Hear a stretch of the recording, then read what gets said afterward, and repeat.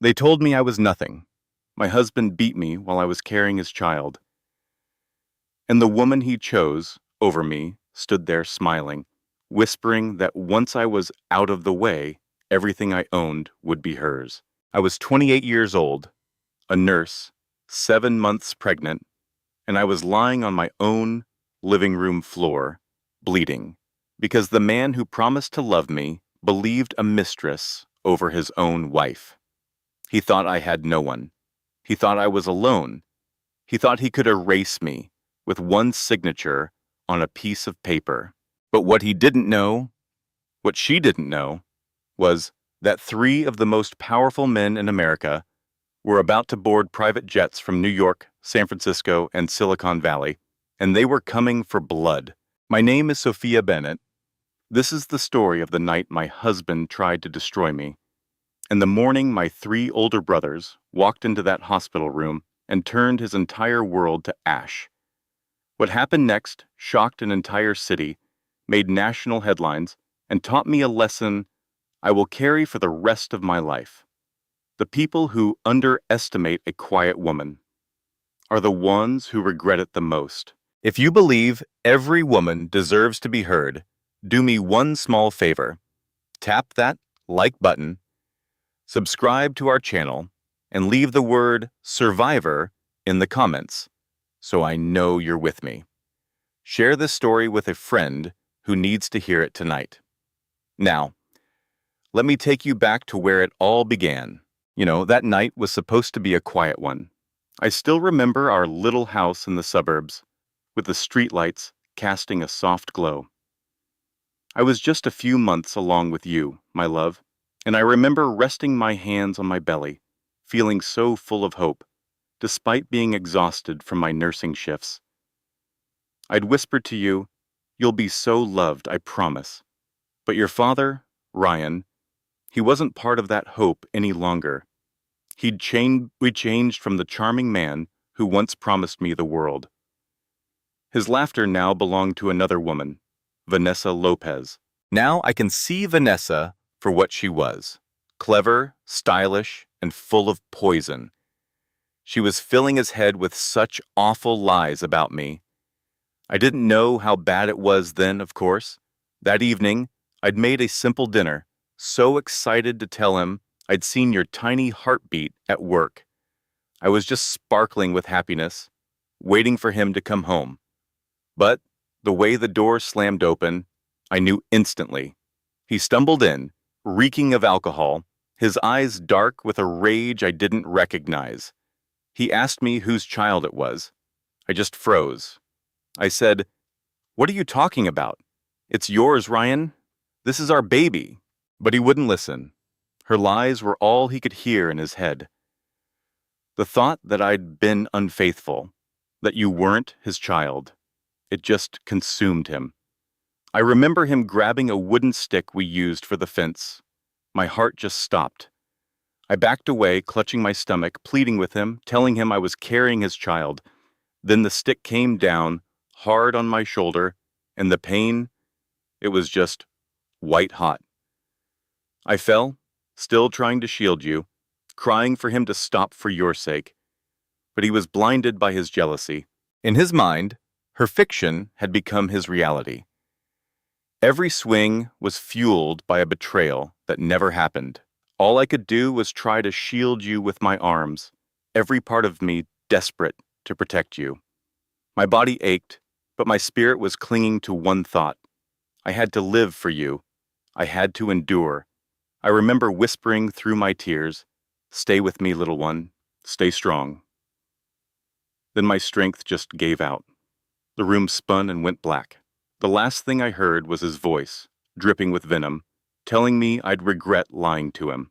I learned later that a neighbor heard the awful sounds and called 911. That one phone call, my dear, set a storm in motion that neither Ryan nor Vanessa could have ever seen coming. I never imagined my life could get so dark. I was only 28 then, a nurse at Los Angeles General Hospital. I remember getting up before sunrise each day, tying back my hair, and walking those halls with a smile, trying to comfort my patients. They always said I had a gentle way about me. I was the kind of woman who would stay after a shift just to hold a lonely patient's hand. I think my heart was full of compassion for everyone. Everyone except, it seemed, the one man who was supposed to see it most. I had married Ryan Miller 5 years earlier. He was a mechanic back then, with big dreams. I believed in him so much that I worked double shifts to help him open his own auto shop. Friends said I was too selfless, but I'd just laugh and say, that's what love is. For years, I poured everything into our marriage, never questioning my part. But that all changed when Vanessa entered his life. I didn't see the full truth at first. I only noticed him staying out late, ignoring my messages, brushing off my worries. I'd wait by the window, my hands folded over my growing belly, just hoping he'd come home with a smile like he used to. Instead, he'd return with bitterness, criticizing my cooking or mocking my long hours at the hospital. Even then, I told myself to just endure. I kept thinking of you, of the tiny heartbeat I'd seen on the screen. I would whisper promises to you. Mommy will protect you. Mommy will never give up. It was my way of keeping faith while my marriage crumbled around me. My strength has always come from my family. I was the youngest of four, you see, and your uncles were miles away in New York, San Francisco, and Silicon Valley. Ethan, the eldest, was a powerful and strict real estate mogul. Matthew II was a brilliant and calm financial whiz. And Lucas, just before me, was a bold, passionate tech leader. They were busy men, but in my heart, I always believed they would come if I truly needed them. But I never told them about the bruises. I never mentioned the nights I cried myself to sleep. I was so ashamed. I kept thinking that if I just stayed quiet, things would get better, that Ryan would become the man I once loved again. So I carried that pain in secret, hiding the marks with long sleeves and painting on a smile at work. My coworkers would praise my strength, but they had no idea. Inside, I was breaking. That night, that phone call from a neighbor brought the flashing lights to our door. And with that, the nightmare I was living in silence was finally dragged into the light for my brothers to see. The flashing red and blue lights lit up our quiet suburban street. I was told neighbors peeked from their curtains as paramedics rushed into our little house. I was on the living room floor, pale and trembling, with my arms wrapped around my belly. That wooden stick was still there in the corner, a silent witness to what he had done. Inside the ambulance, they put an oxygen mask over my face. All while another paramedic searched for your tiny heartbeat. I heard one of them say urgently, "She's pregnant. We need to get her to Los Angeles General right now." Those words were a chilling reminder that 2 lives were at risk. I drifted in and out as the ambulance sped down the freeway. The sirens wailed, but in my mind, I could only think of you and the promise I'd made. I whispered, almost silently, "Stay with me, little one, please." Back at the house, Ryan just stood in the doorway. His fists were clenched, and he didn't follow us. Instead, Vanessa appeared from the shadows. She put a hand on his arm, her voice so smooth and wicked, telling him he'd done the right thing, that you weren't his. She promised him a better life, pulling him deeper into her lies. Meanwhile, they were rushing me into the emergency ward at my own hospital. It was a cruel sort of irony to be a patient in the very halls where I had comforted so many others. And there I was on one of those gurneys, so fragile and broken. The nurses recognized me right away. "It's Sophia," they whispered, their voices full of shock and sadness. The hours passed under those harsh lights as doctors worked to save us both. The whole night was heavy with worry, and miles away, across the country, your 3 uncles were about to get the phone call that would change everything. Ethan was in a late-night meeting in his New York office when his phone rang. Matthew was reviewing reports in San Francisco, when his phone buzzed, and Lucas paused his coding in Silicon Valley when he saw the call.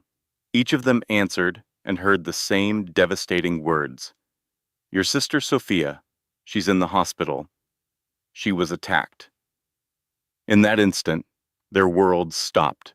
Meetings were abandoned. Computers went dark. Without a single word between them, they each knew what to do.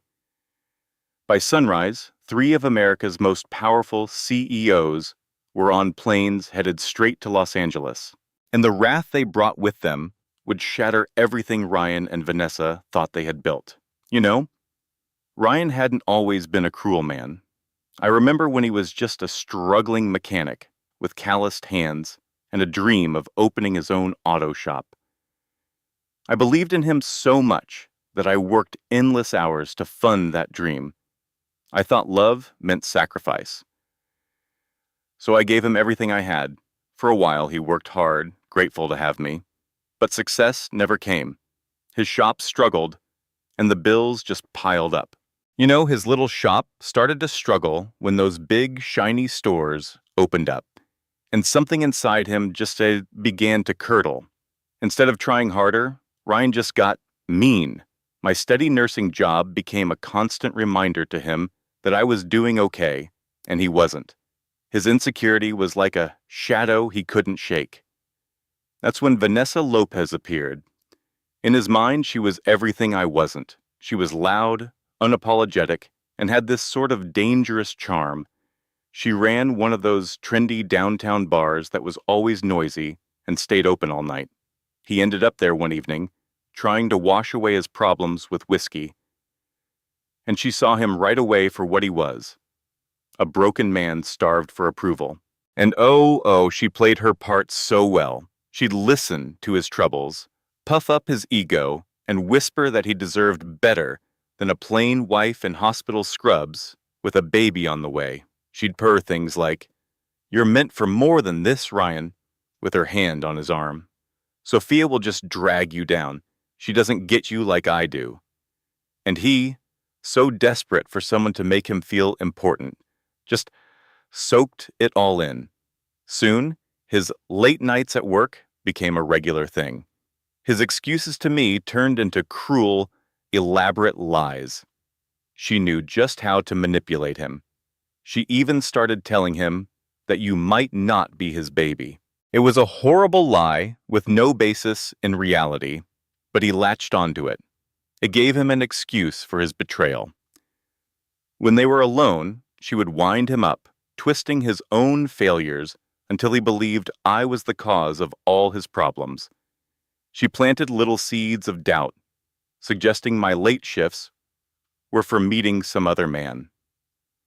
His love for me soured into suspicion, which then boiled over into rage and then finally violence. Looking back, I see her plan was never about love. It was about opportunity. She saw him as a stepping stone, someone she could control to get the money and life she wanted. But she miscalculated one very important thing: the strength of my family.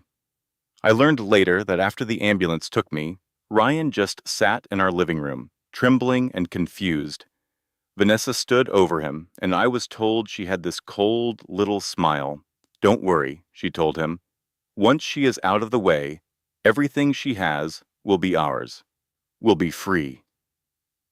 He apparently just nodded, but a part of him must have known he'd done something unforgivable. What neither of them understood was that their lies had just woken up a sleeping giant, and it was heading right for them. The morning after I was taken to Los Angeles General, the news flew through our circle of friends and my colleagues. People were whispering, shocked, trying to make sense of it. I remember just lying in that hospital bed, feeling so fragile, my face bruised and my eyes swollen shut. I refused to look in a mirror. I couldn't stand to see what he'd done. My coworkers came by with flowers and cards. They'd try to make me feel better, and I'd force a little smile and say I was fine. But inside, I was absolutely terrified. What would he do now? Would he come back for me? I had no idea. The only thing I knew for sure was that I could still feel your tiny heartbeat inside me, and that gave me a reason to hang on. But Ryan, he felt no shame at all. While I was recovering, he and Vanessa were parading their new relationship all over town. They were spotted at a diner in the city, her hand resting on his, laughing loudly for everyone to see. People knew he was a married man. They knew me, but he acted as if I had vanished from the earth, as if my pain meant nothing. The gossip turned ugly. Some people even started repeating her lies, wondering if maybe I really had cheated. Why else would he act like that? They'd say. And hearing that from people I knew, it cut me deeper than any of the physical injuries. I wanted to scream the truth, to tell everyone how faithful I'd been, how much I had given him, but I felt like I had no voice left, like I was buried under all that shame. Then one evening, my worst nightmare came to life. Vanessa staged a little show right there at the hospital. She swanned in wearing a tight red dress, holding onto Ryan's arm like a trophy. It was so deliberate, so cruel. They were both smiling as she said, loud enough for my friends to hear, "You don't need to worry about liars anymore. You have me now." I was sitting in a wheelchair near the nurse's station, and I just froze. I could feel my colleagues looking at me, their eyes filled with pity. My heart just shattered from the humiliation. The betrayal was one thing, but for him to bring her there, to my job, the place where I had built my life, that was a different kind of pain. Tears were burning my eyes, but I swore I wouldn't let them see me cry. I just wheeled myself slowly back to my room, every push of the wheels feeling like it weighed 1,000 pounds. I could hear her laughter echoing down the hall. Ryan never even looked at me. That night, all alone in that sterile room, I finally let myself break. I held my belly and just sobbed without a sound, whispering that I was sorry to you, my unborn child. "I'm so sorry. This is how your life is starting," I cried. "But I promise you, I won't let them win." Of course, I had no idea that on the other side of the country, 3 very determined men were dropping everything, packing bags and getting on planes. When your uncles Ethan, Matthew, and Lucas got to Los Angeles, Ryan and Vanessa would learn their little public spectacle was actually a declaration of war.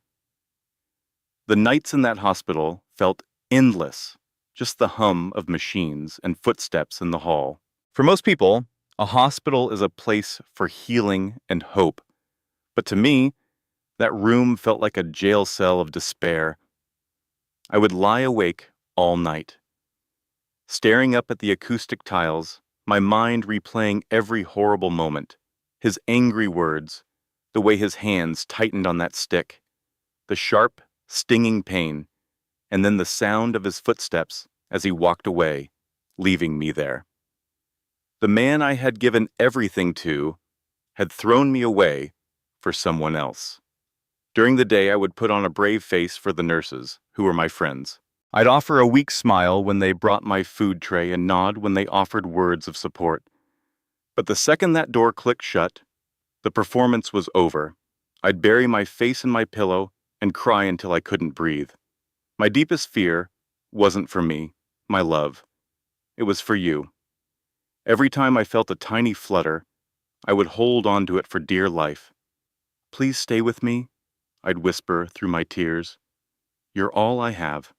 But my mind was filled with doubts. How could I raise a child by myself? How could I ever protect you from a man who hated me so much? The shame was just suffocating. I thought about my brothers, your uncles Ethan, Matthew, and Lucas. But my pride wouldn't let me call them. I couldn't bear for them to see me so weak, to see me as a failure. I told myself that if I had to admit what happened, it would mean I had truly lost. One evening, a sweet nurse named Angela came and sat by my bed. "Sophia," she said gently, "you don't have to do this by yourself. Don't you have family? You should call them." I just shook my head, the tears rolling down my face. "They're busy men," I whispered. "They have their own lives. I can't be a burden." Angela took my hand. A burden? Honey, you're their sister. If they knew what you were going through, they would move mountains to help you. But I just turned away, my heart too full of doubt to believe her. Later, when the lights were low and the hospital was quiet, I broke down again. I clutched my belly and whispered into the darkness. I can't fight them. I'm too weak. Maybe Ryan was right. Maybe I am nothing. My tears soaked right through the pillowcase. I was shaking with loneliness. For the first time, I truly considered just giving up. The thought was terrifying, but I was just so exhausted. My spirit felt like it was tearing apart.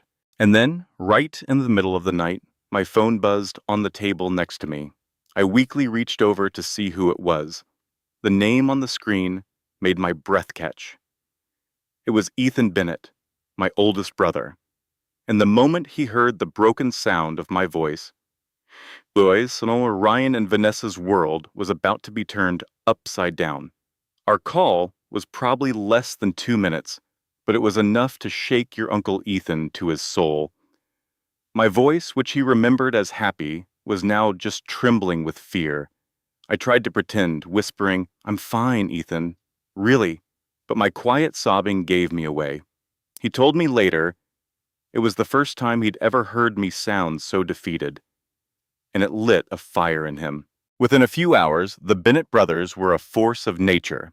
Ethan, the oldest, walked out of his high-rise office in New York City, where he was a king in the real estate world. When his assistant mentioned his schedule, he just said, "Cancel it all. My sister needs me." He was on the first private jet to Los Angeles, his expression like stone. In San Francisco, Matthew Bennett closed his laptop in the middle of a meeting. His investors just stared as he stood up. "Family emergency," was all he said, his voice ice cold. "I'll be gone for a while." Matthew was known for being unshakable, but that night, his face showed a storm no one had ever witnessed. And in Silicon Valley, Lucas was working late on his code. When the phone call came, I heard later that Lucas, my youngest brother, the one with the fiery temper, almost splintered his desk when he found out what had happened. "He hurt her?" He'd apparently roared, his voice trembling with fury. "He laid a hand on her?" And just like that, he was booking a flight, no questions asked. He told them, "I'll see Ethan in LA." By dawn, all three of them had arrived at the airport. They flew in from different cities, but you wouldn't have known it. They fell into step together perfectly. I'm told people just stopped and stared. Three handsome, powerful men in sharp suits, their faces like stone. That night, they weren't just executives. They were big brothers on a mission. I was in that sterile room at Los Angeles General, just watching the city lights, feeling a million miles away. I never imagined they'd actually come. I'd told myself they were too busy, that their lives were too important. Then the door flew open. Ethan came in first, of course, seeming to take up the entire room. His eyes went soft the second he saw me, but I watched his hands ball into fists when he saw the bruises. "Who did this?" he asked, his voice low and dangerous, even though he knew the answer. Matthew was right behind him, his hand so gentle on my arm. "You should have called," he said, and his quiet voice was just filled with this deep hurt. Lucas was the last to come in, his eyes already swimming with this mix of tears and rage. He dropped to his knees beside my bed and just pressed his forehead to my hand. "Sophie, my God," he whispered. "What did he do?" The tears I'd been holding back finally came, even as I tried to smile. I didn't want to be a bother. "You all have your own worlds." Ethan cut me off right away, his tone sharp. "You are our world." They all just gathered around me then, a human shield. And for the first time in what felt like forever, I felt a glimmer of safety. But deep down, the fear was still there. Ryan was out there, and Vanessa was still whispering in his ear. I knew when my brothers finally faced him, it would be a war. The room settled into a quiet hum after that first emotional rush. I was propped up on all these pillows, with my brothers standing guard around me. It's funny, looking back, Ethan was pacing by the window, his shoulders so tense. Matthew had already pulled out a notebook and was sketching out plans, like a general preparing for battle. And Lucas, he never once let go of my hand, as if he could keep all the bad away just by holding on tight enough. We sat in silence for a long time. Then Ethan stopped pacing. I need you to tell us every single thing, he said. It was that voice he used, the one that silenced boardrooms. But his eyes on me were so gentle. No more holding back.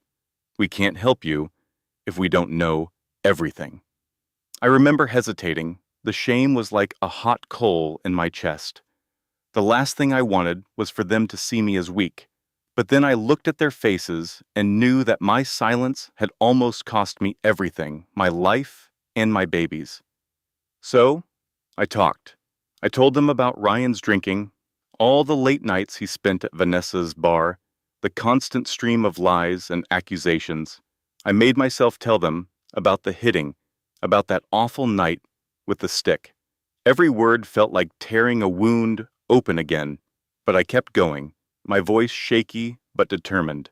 When I finally finished, Lucas was just vibrating with anger. "I'll kill him," he growled, slamming his fist on the metal bed rail. "I swear I will." Ethan cut him off, though his own jaw was clenched so hard it must have ached. "We don't act on rage," he said. "We act with a plan." Matthew leaned in. His voice was calm but had an edge like a razor. "Ryan's not our only target. Vanessa is just as much to blame. She's the one pulling the strings, feeding his paranoia. If we only go after him, she'll twist the story and make Sophie look like the villain. We have to have proof." My voice was barely a whisper. "But what if it's too late? He wants a divorce. He said he'd leave me with nothing." The look in Ethan's eyes grew dark. "He won't touch a thing," he promised. "Not your home, not your dignity, and especially not your child. He thinks you're all alone, Sophie. He thinks he broke you. He has absolutely no idea who he's dealing with." Lucas squeezed my hand again. So tight. I'm going to make him wish he'd never been born. Matthew was already writing. First, we gather our ammunition, financials, witness statements, the medical reports.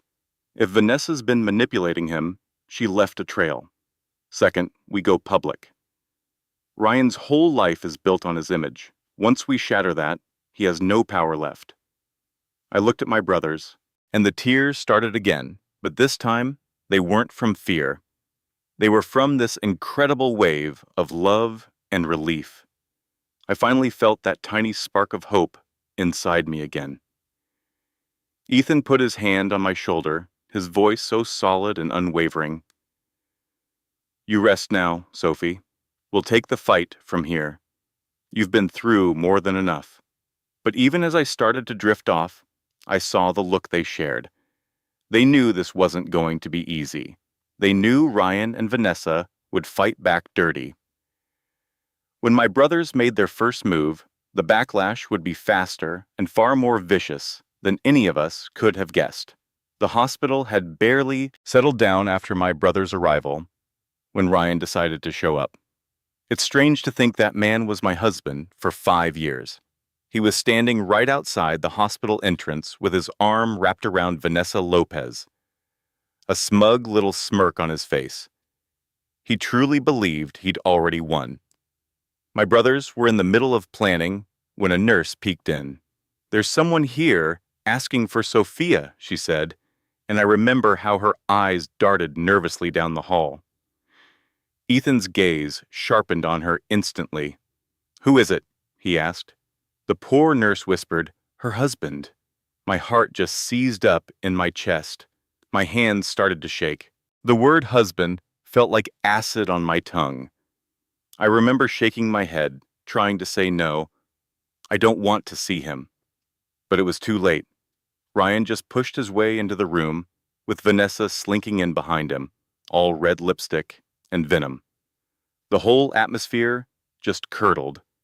Ethan was on his feet in a second, his body a wall between me and Ryan. "You have no business being here," Ethan snarled. Ryan just scoffed. "She's my wife, last I checked. I have every right." Then his eyes landed on me, and they were so cold. "Stop playing the victim, Sophia.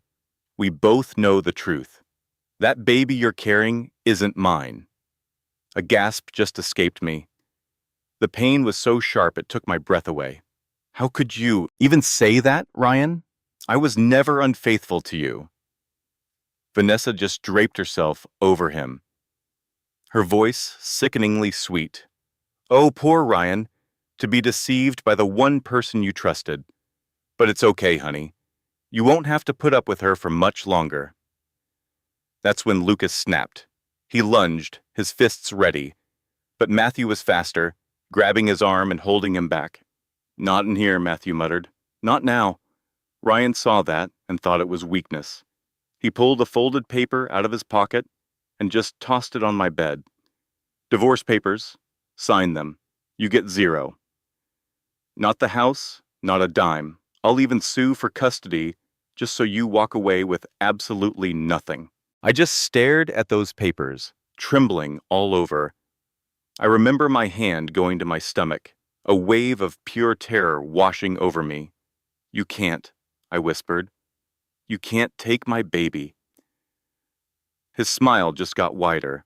"Try me." For a second, the silence in that room felt heavy enough to break bones. Then Ethan took a step forward, his voice so low it was almost a growl. "You just made the worst mistake of your life." Ryan tried to laugh it off, but I could hear the tremor in his voice. "What? You think you scare me? Your money doesn't mean a thing. Sophia is mine, and she always will be." Ethan leaned in, his eyes like hot coals. "No.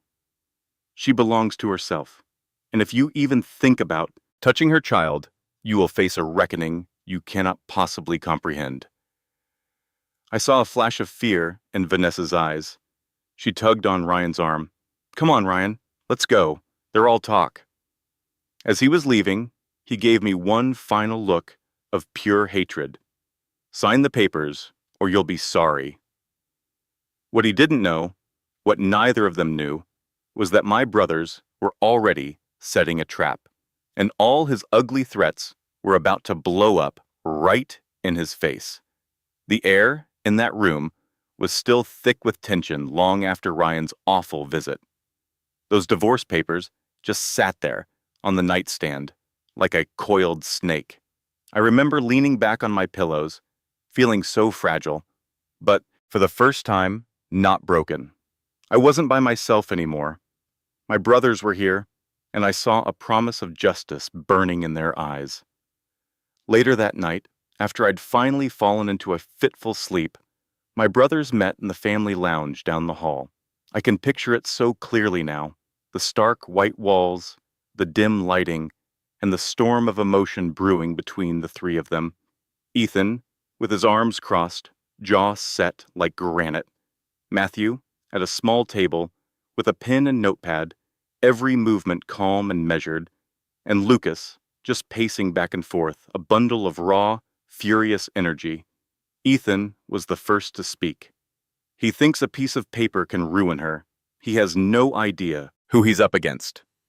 His voice was calm, but you could feel the rage simmering just beneath the surface. Matthew just nodded.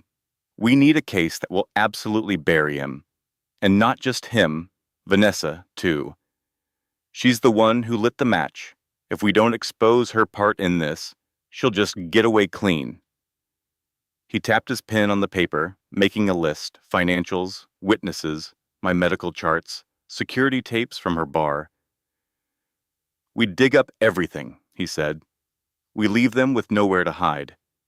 Lucas finally stopped pacing and hit the wall. "I don't want to wait for lawyers and paperwork. He hurt her, Mawishmat. He almost killed her and the baby. Let's just go drag him out of that place and Why don't we just make him pay right now? Ethan's piercing stare swept the room. Because that's exactly his goal. A public scene, a mess we can't clean up. No, we'll be smarter. We'll take it all away, one piece at a time, until he's on his knees. Lucas was breathing hard, but he gave a slow nod. Fine. But if he even looks at her, again, I won't be responsible for what I do. Matthew, his mind already mapping it out, added, I'll bring in investigators. We'll follow every dollar Ryan spent, every bill he skipped, and every shady business Vanessa's tangled in. They always leave a trail. We just need to follow it. A dangerous glint appeared in Ethan's eyes. And when we have proof, he'd continued, we take it to the world. Ryan lives for his image. His whole identity is built on this fantasy of being a devoted husband and a good man. Once we show everyone he's really a violent cheat, played by his mistress, his good name will be ruined, and he'll have nothing left to fight with. Your uncles looked at each other then, all on the same page. It was bigger than just keeping me safe. It was about stopping Ryan and Vanessa for good. Lucas finally let out a breath, his voice quiet but firm. We'll finish this for her and for the baby. And Ethan put a steadying hand on his shoulder. So, it was decided. The next day was coming. A plan was underway. The trap was laid. But you see, while my brothers were getting ready for their quiet battle, Vanessa was planning her own ambush, one aimed right where I was most vulnerable. I was in that hospital for days, my body getting better, so slowly, but my spirit felt like glass. Your uncles stood guard, making sure Ryan and Vanessa couldn't get near. Ethan was on the phone with lawyers, Matthew was digging into their finances, and Lucas, well, he never left my room. They were building their case so carefully, but Ryan wasn't the type to just wait. And Vanessa, who was always so sly, would whisper to him in the dark, if you go after her head-on, you'll lose it all. Her brothers are too strong. But if you act like you're the one who's sorry, if you make her think you've changed, she'll let you get close again. And that's our chance. Now, Ryan despised looking weak, but her logic was sound. My biggest flaw back then was my own heart. I was too nice, too ready to forgive, and I just wanted to believe in the good in people. If he could earn my trust for just a second, he could trick me into signing everything away. And so, just like that, Ryan became a performer. He appeared at the hospital that afternoon, looking so put together in a fresh shirt, his hair all neat, carrying a bunch of lilies. He looked exactly like a husband filled with regret. I remember the nurse at the station gave him a stern look. You're not supposed to be here. I only want to say I'm sorry, he said, his voice quiet, his gaze on the floor. Just let me see her. Back in my room, Lucas was about to jump out of his skin when Ryan walked in, but I lifted a shaky hand. Hold on, I whispered. My heart did a funny little flip. I'd never seen him look so small. The flowers trembled in his hands as he came closer. Sophie, he murmured. A name I hadn't heard from him in ages. I'm sorry for all of it. I was so confused. Vanessa manipulated me. I wasn't myself. Please forgive me. Let me come back. My eyes filled with tears, you know? My head was screaming no, but my heart was fighting back. I could still feel the hits, hear the awful words, the lies. But I could also see the man I fell in love with, the one I had put all my faith in. Was it possible he could change? Could my baby have a dad after all? Lucas growled at him. You think this little show is going to work? Get out now or I'll make you.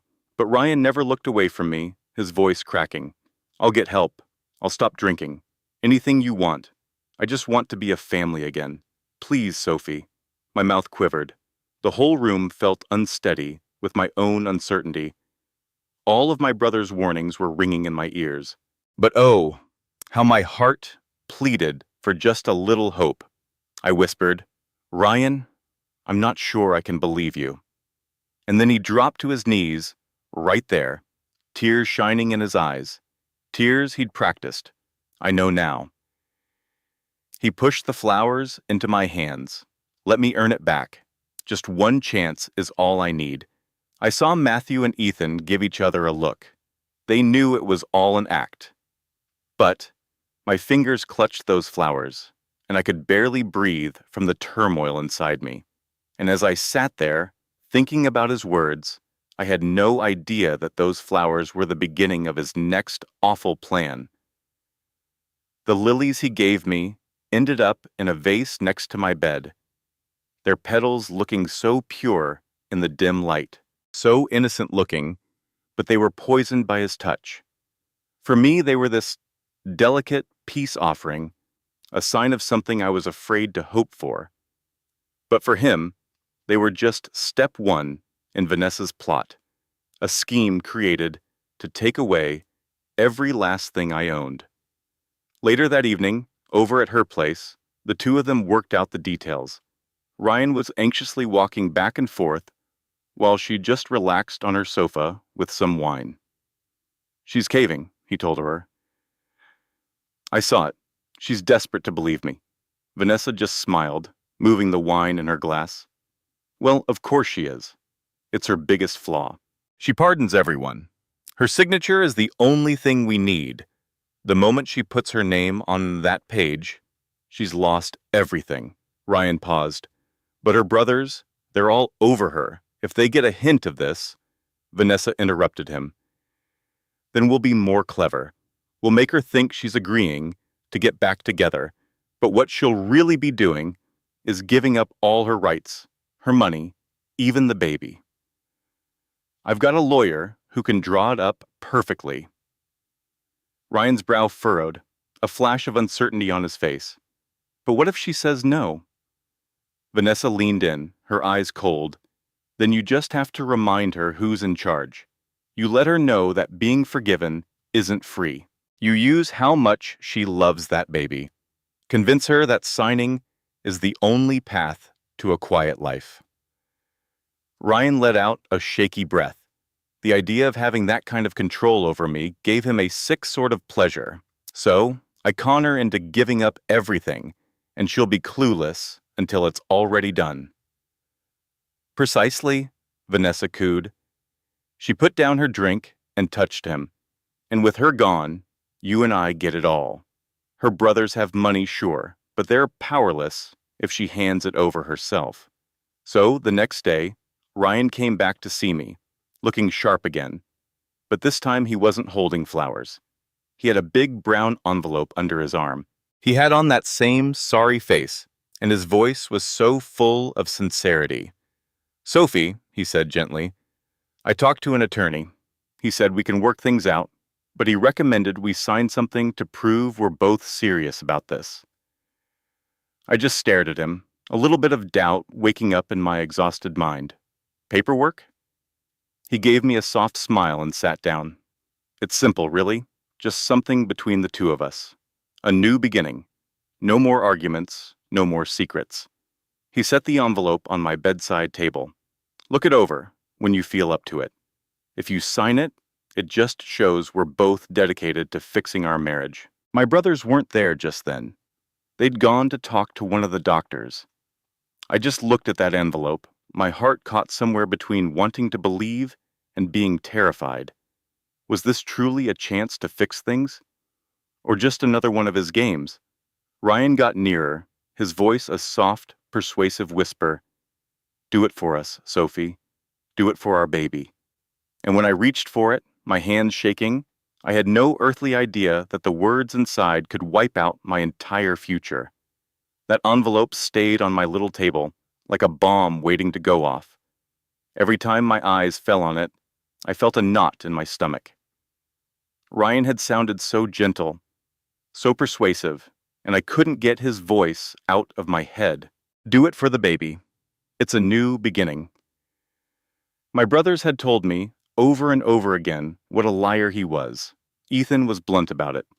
He's going to play you, Sophie. Don't buy it. Lucas had seethed. I'll snap his neck if I see him again. Even Matthew, who was always so level-headed, told me, don't you dare sign a single thing from him. Not one piece of paper. But still, when I was by myself, I started to hesitate. I so badly wanted to believe him.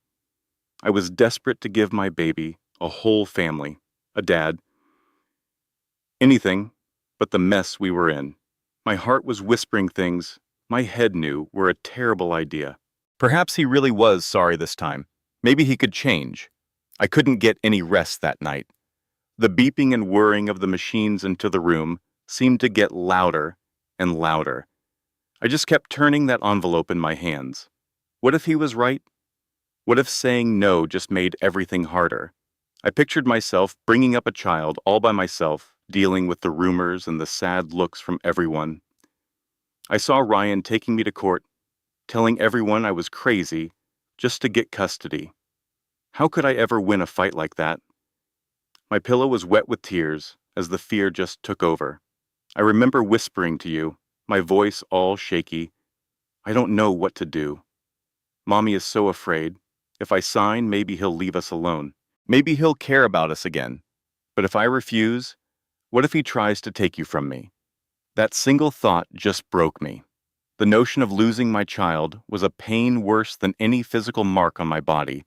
It was the first time I felt myself truly giving in, willing to do anything just for some quiet. The sun was just starting to peek through the blinds when I finally ripped open the envelope. It was full of thick pages of legal terms I couldn't possibly comprehend. I skimmed through them, my hands shaking the whole time. Certain words stood out: custody, property, transfer of ownership.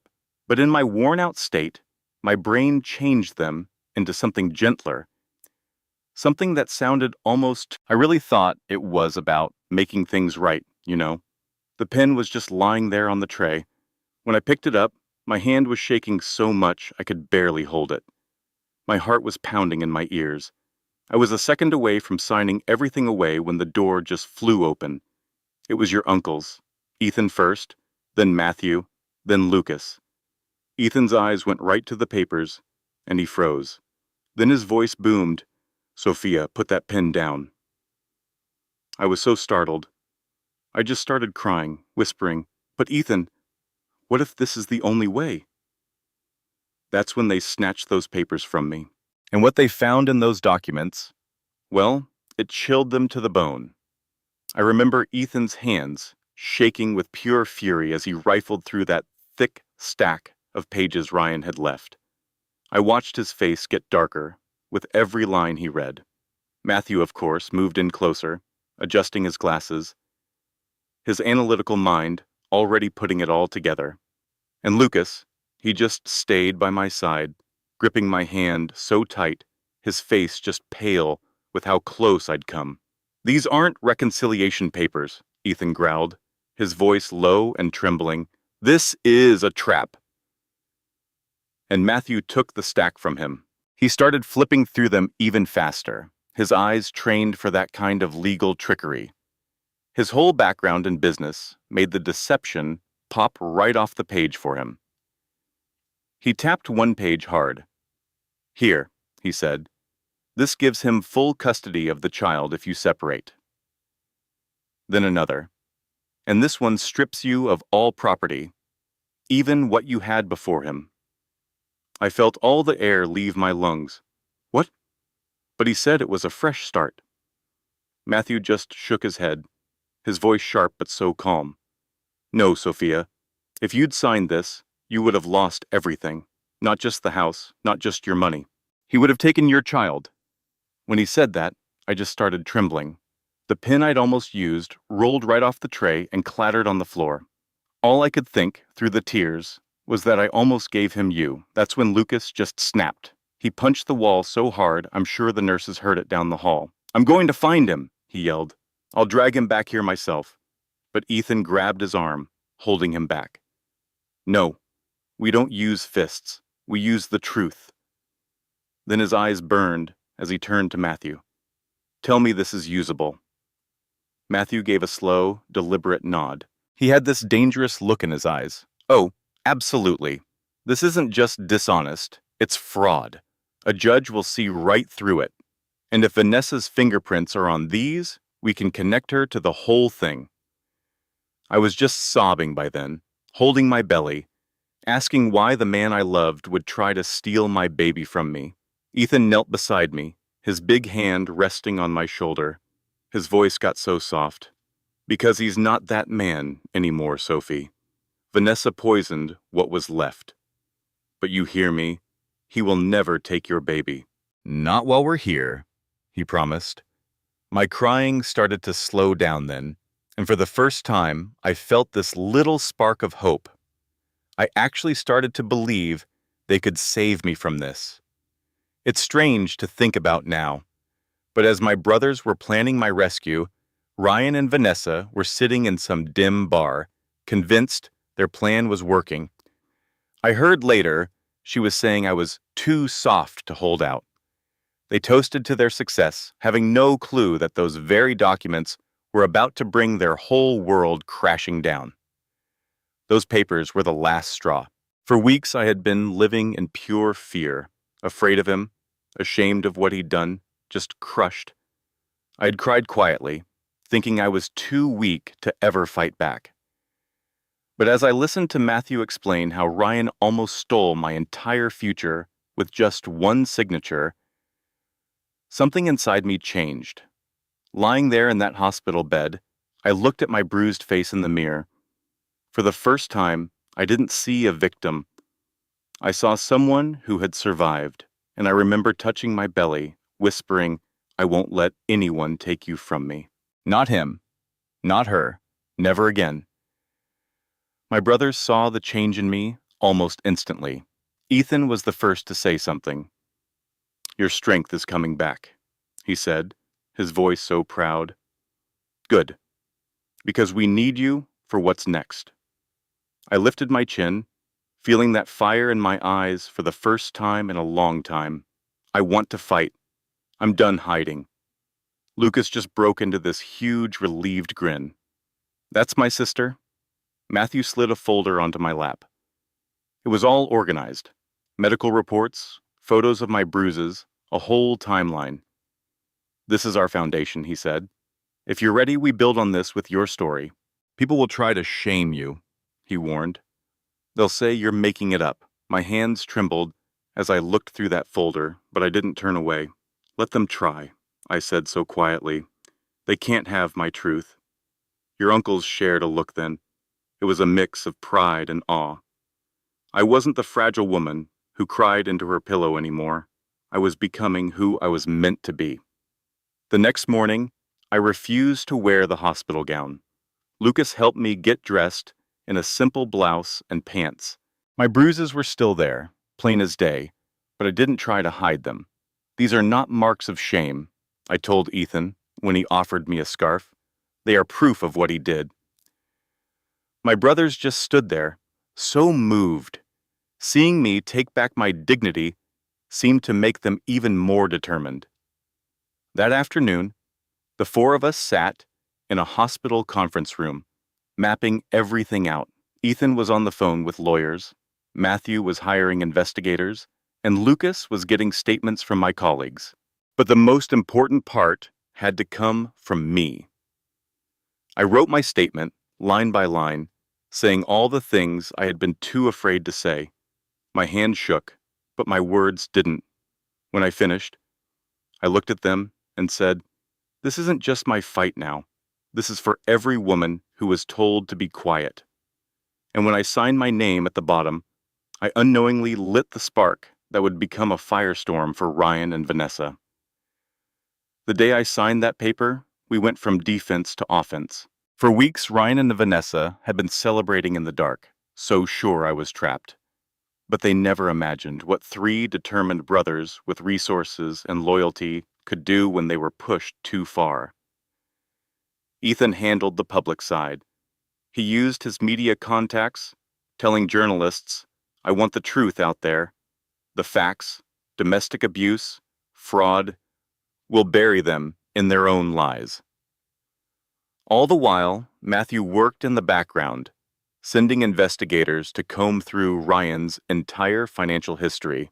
In just a few days, they found a mountain of evidence: unpaid loans, fake tax returns, and a money trail from Ryan's shop to Vanessa's bar. "They've been funneling money," Matthew told us in a late-night meeting. "It's sloppy work, but it proves they were partners in this. Lucas, he handled the human element. He talked to my coworkers, my neighbors, even the paramedics who'd brought me in.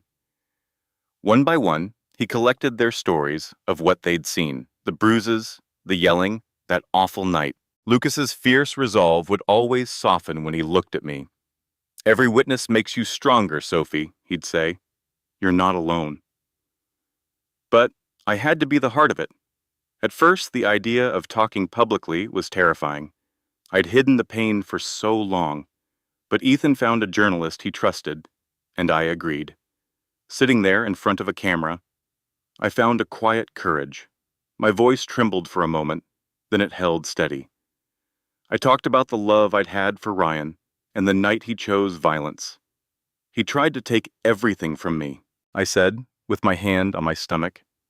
'But he forgot one thing: I still have my truth, and I won't be silent anymore.' When that interview aired, it was like a wildfire. People were just shocked. Social media blew up. Justice for Sophia was trending everywhere. The hospital was flooded with messages of support. It gave me a strength I never knew you could get from strangers. And Ryan and Vanessa? They woke up to their world collapsing. Customers fled his shop, her bar was boycotted, and reporters were camped on their lawn. Ryan was just yelling at the cameras that he kept insisting I was lying, that I wanted to ruin him. It's funny how empty those words sounded against all the proof and my own story. Vanessa, bless her heart, tried to fix things with fancy dresses and crocodile tears and interviews, but people saw right through it. In my hospital room, watching it all with my brothers, I felt a shift for the first time. People were finally listening, but Ethan, ever the realist, warned me not to get too comfortable. He said cornered creatures are the most vicious. And my goodness, was he right about that? We found out later that Ryan and Vanessa were already planning their next move, something desperate that would put me in even more jeopardy. The public turned on them so fast, you know. Their names were in every paper. The news kept showing my interview, the bruises on my face, clear as day. It was strange seeing your life become a headline. His garage lost all its business. Her bar was a ghost town. But that kind of shame didn't make them stop. It just made them angrier and more reckless. I can just picture them now, huddled in the back room of her bar, that neon sign blinking outside. I imagine him, furious, saying how my brothers and I had destroyed him, his business, his name, everything. And then her, cold as ice, saying they had to destroy me first, that I'd become too confident. Her idea was to humiliate me so completely that no one would ever believe a word I said again. I picture him asking how, and her just sliding a folder right across that sticky table. That folder, it was filled with their whole ugly plan. Fake photos, made-up receipts, and text messages they'd written themselves. They wanted to paint me as some unfaithful woman with a secret life. Their thinking was that if they could make people doubt me, the sympathy would dry up, and they could shame me into silence. And Ryan smiled at that, knowing my brothers couldn't protect me from public opinion. The very next morning, that storm of lies broke all over the internet, just like they had planned. A sweet nurse was the first to show me a headline. I think she felt awful about it. The words just swam in front of me. Was I the liar? My heart just dropped. I remember crying, "No, it's not true," my hand shaking.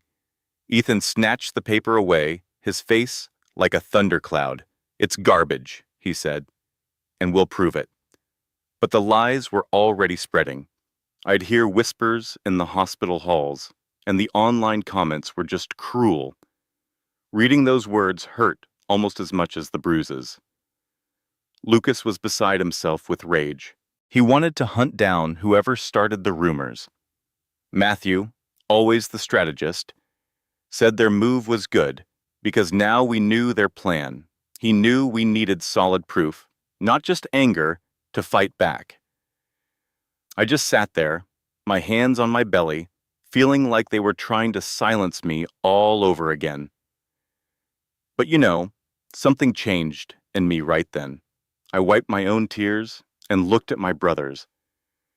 My voice was shaky, but I meant every word when I said, "Then we fight harder. I won't let them win." That's what I said. Just as we steeled ourselves for another fight, help came from the most unexpected place. A witness, someone who could burn their whole world down. The lies they spread hurt, but this time I wouldn't crumble. Still, watching public opinion start to sway was terrifying. For a moment, I truly worried the truth wouldn't be enough. Then one night, while we were all gathered in my hospital room, we heard a soft knock at the door. Ethan was on his feet in a second, ready for a fight. But the person at the door wasn't Ryan or Vanessa. It was a woman we'd never seen before, maybe middle-aged, looking tired but determined. She clutched her purse like a shield. "Are you Sophia Bennett?" she asked me. I remember hesitating before I nodded. She stepped into the room and introduced herself. Her name was Marisol Vega, and she'd worked as Vanessa's assistant for 3 years. Then she looked at me and said, "And I can prove everything." You could have heard a pin drop. Ethan asked her what she could prove, his voice sharp.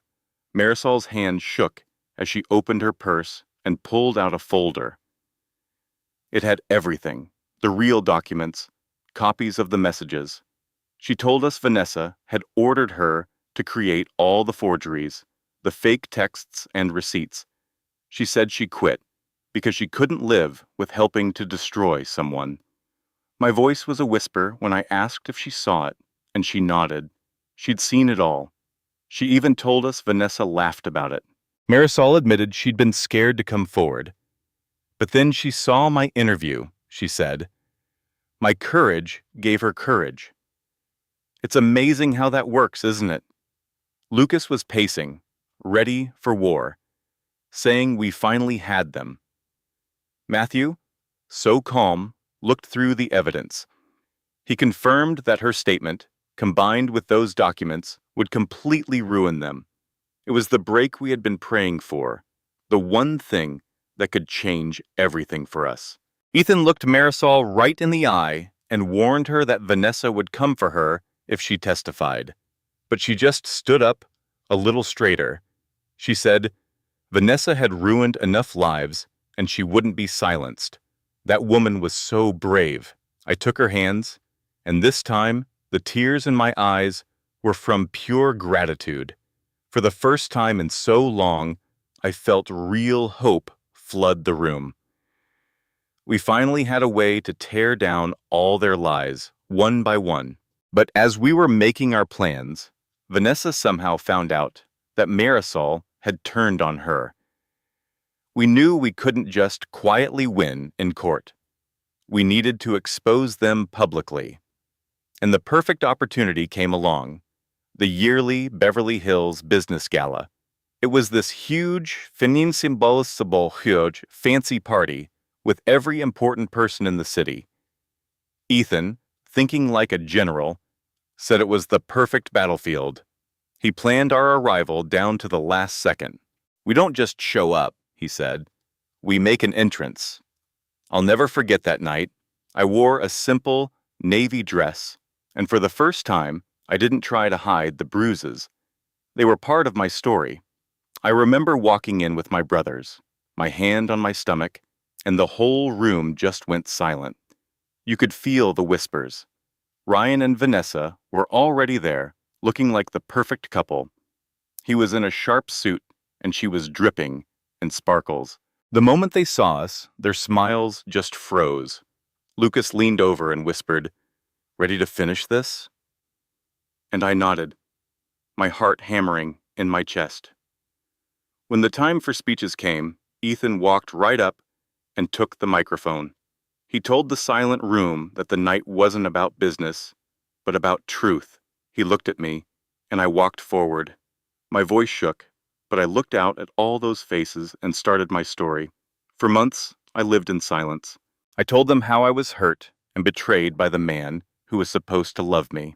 I said that when I finally spoke out, he and his partner tried to bury me in lies.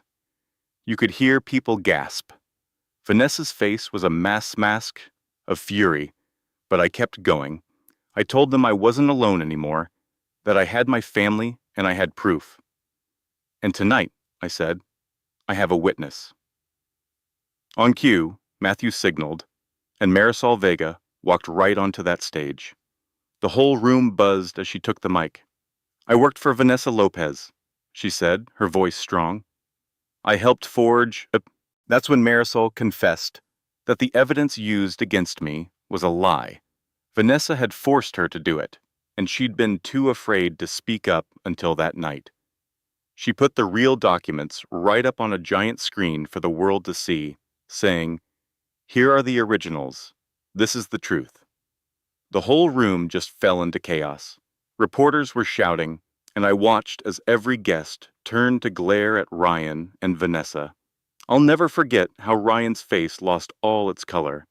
Vanessa tried to hold it together, but I heard her hiss, "You traitor," at Marisol. I stood up then, my voice clear despite my tears, and said, "You tried to break me, but tonight I take back everything you tried to steal." And as security headed for them, the final piece was about to fall into place. It was the thing that would ruin them for good. Honestly, the ballroom was a madhouse. You had reporters shoving their way forward, cameras flashing like a summer storm, and guests were just gasping and whispering. After what Marisol had shown, nobody could doubt the truth. Ryan and Vanessa's lies were out in the open. As security got closer, Vanessa's perfect mask just crumbled. She actually lunged at Marisol, her voice screeching, "You think you can ruin me? You're nothing!" It took 2 guards to grab her arms and pull her back while she kicked and screamed. Her expensive dress didn't look so glamorous anymore. It just looked like the costume of a woman whose secrets were all exposed. Ryan, though, he was just frozen in place.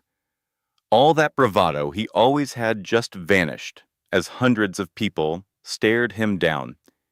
He started to stammer, It's all fake. She's lying." But his words meant nothing. Between the real documents and the evidence Matthew had found, the truth was plain as day. His denials just made him look small. That's when my brother Ethan took the microphone, his voice echoing through the room.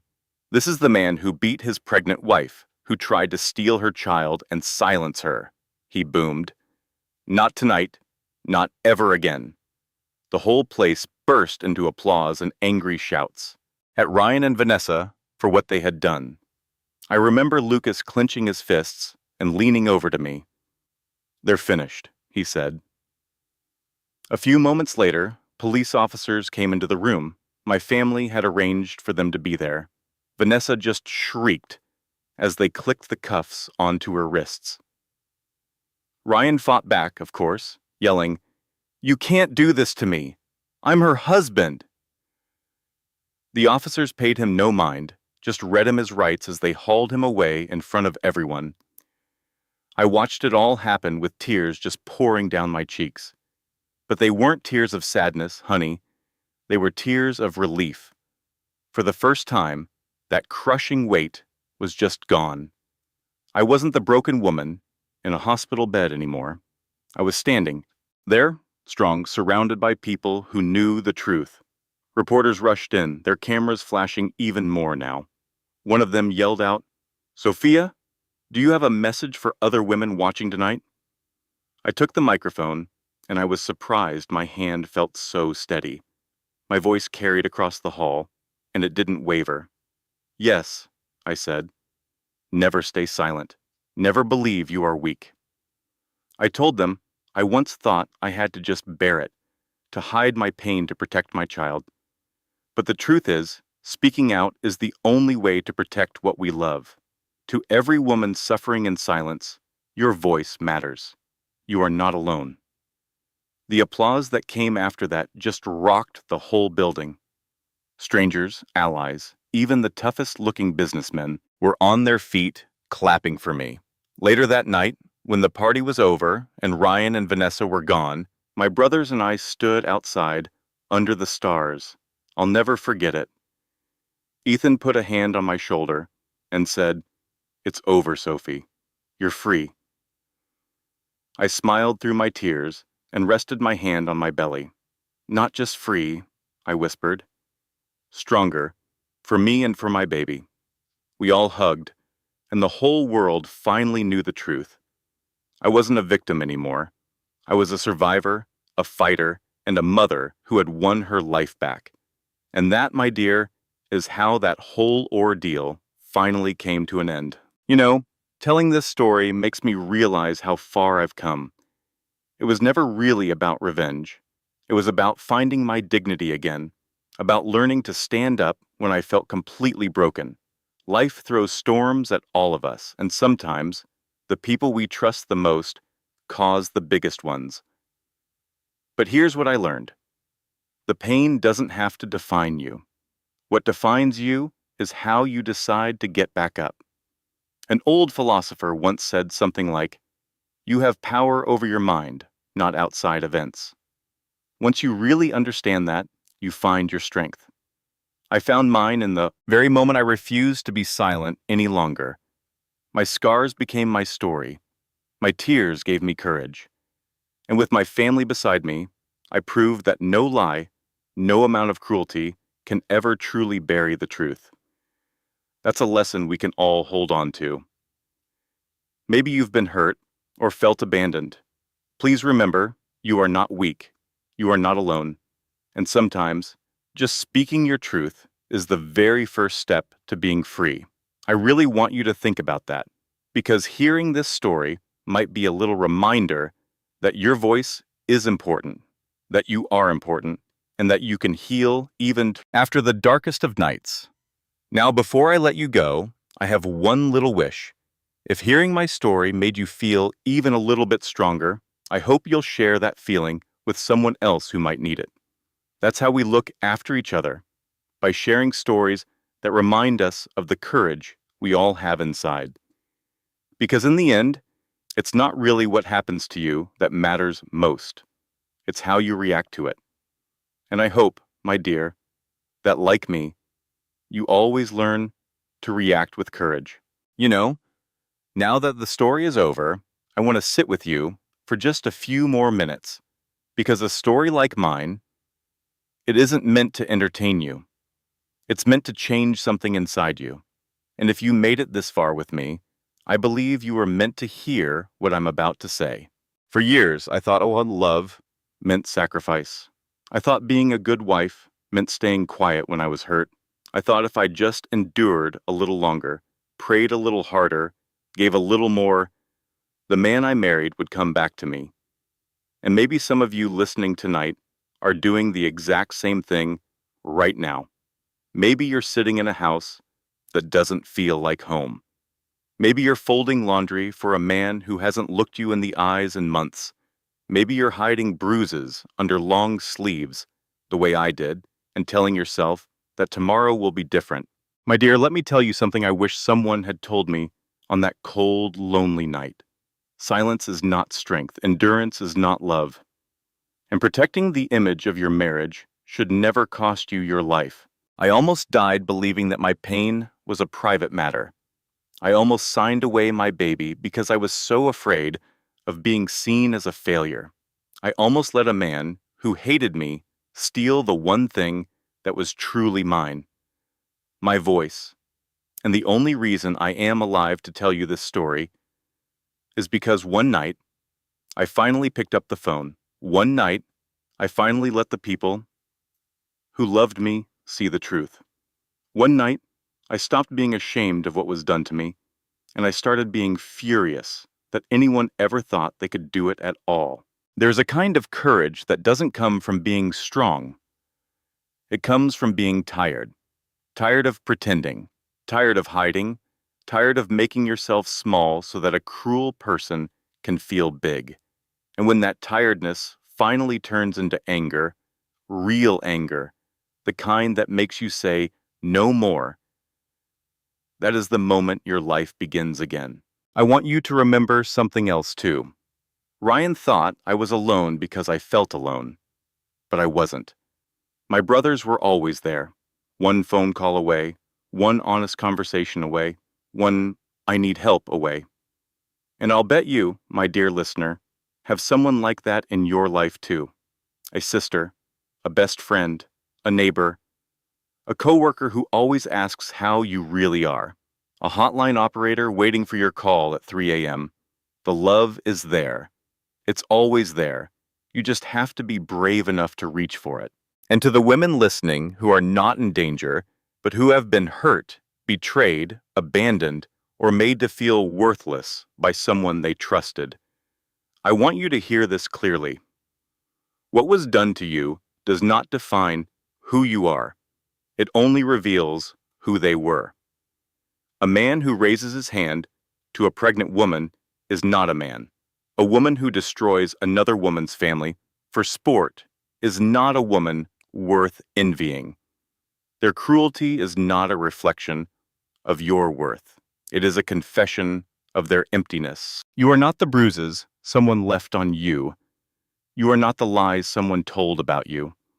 You are not the version of yourself that you had to become just to survive another day. You are the woman standing on the other side of that storm. Softer where it matters, stronger where it counts, and wise in ways that only suffering can teach. An old philosopher once said, "We suffer more in imagination than in reality." The fear of leaving felt worse to me than the reality of being hit. The fear of being alone felt worse than the reality of being abused. But once I faced the truth, once I stopped imagining the worst and actually walked through it, I found out something remarkable. The life waiting for me on the other side of my fear was more beautiful than anything I had been too afraid to leave behind. My daughter is 3 years old now. She has her uncle's stubborn chin and her mother's gentle hands. She will never know what it feels like to watch her mother cry in silence. She will grow up believing that women speak up, that women fight back, that women protect each other. And that is the greatest gift my suffering ever gave me. Not revenge, not justice, not even peace, but the chance to raise a little girl who will never have to learn these lessons the hard way. So if you take anything from my story tonight, let it be this. Your voice is a key. Use it, and doors will open. Swallow it, and you will stay locked inside forever. Speak up. Reach out. Walk away. Start over. Call the sister you haven't talked to in years. Call the number you've been too afraid to dial. Tell someone, anyone, the truth about what is happening in your home. You are not a burden. You are not a failure. You are a woman, and you are loved, and you deserve a life that does not require you to bleed for it. If this story touched your heart in any way, please do 3 small things before you go. Give this video a like so more women can find it when they need it most. Leave a comment below. Tell me your name. Tell me where you're watching from. Tell me one word that describes how you feel right now. I read every single one. Share this video with one woman in your life who needs to hear it. A daughter, a sister, a friend, a coworker. You never know whose life you might save with one simple click. And if you're new here, subscribe to our channel and turn on the notification bell. Because every week I share another true-to-life story meant to remind you that you are stronger than you think, braver than you feel, and loved more than you know. Thank you for spending this time with me tonight. Take care of yourself. Take care of the women in your life. And remember, no matter how dark the night gets, morning always comes. Final disclaimer. This content has been researched, written, and edited manually by our team with the sole purpose of delivering meaningful stories, life lessons, and emotional value to our viewers. All names, characters, and events depicted in this story are fictional or dramatized for storytelling purposes. Any resemblance to real persons, living or deceased, is purely coincidental. This video is intended for entertainment and inspirational purposes only and does not constitute professional advice. If you or someone you know is experiencing domestic violence, please reach out to the National Domestic Violence Hotline at 1-800-799-7233. Help is available 24 hours a day, 7 days a week, and you are never alone.